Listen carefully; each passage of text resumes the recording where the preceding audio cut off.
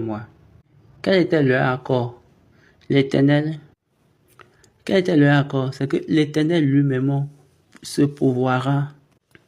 Excusez, Dieu se pourvoira lui-même de l'agneau. C'était leur accord. Donc, ils ont désiré un agneau pour l'offrande en holocauste.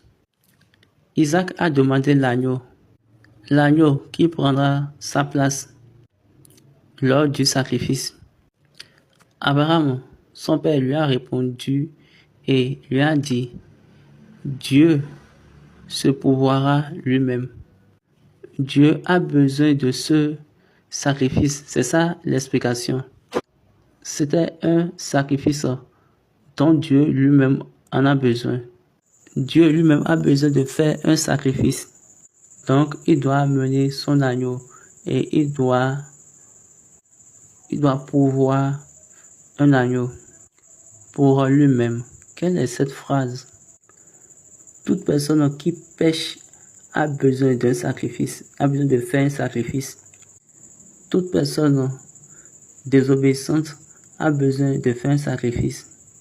Mais ici, Abraham est en train de dire que Dieu se pourvoira lui-même. Dieu lui-même donnera un agneau. Dieu aime le monde comme Abraham aime Isaac. Dieu a donné. Maintenant ici, nous allons parler de quoi? On a dit que le bélier est derrière Abraham. Derrière Abraham, le bélier. Qu'est-ce que cela veut dire? C'était le symbole et c'était la représentation symbolique du passé d'Abraham. Les iniquités, les désobéissances et toutes les fautes qu'il a commises dans le passé. Avant de venir à ce niveau, au niveau d'Isaac, avant de venir là où il a Isaac, Abraham était désobéissant. Il était non-croyant, incrédule. Mais vous savez bien qu'il a cru et ça lui a été compté et comme en justice. Et Dieu a parlé encore, il est devenu encore non-croyant. Il est devenu encore incrédule. À un moment donné, il est devenu instable. Mais pourtant, il a Dieu. C'est pour cette raison, Dieu n'a pas mis le bélier au devant de lui et il l'a mis derrière lui.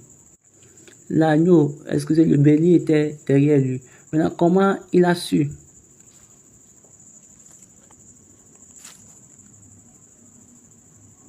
Oh mon Dieu. Abraham leva ses yeux et voici, derrière lui, il y avait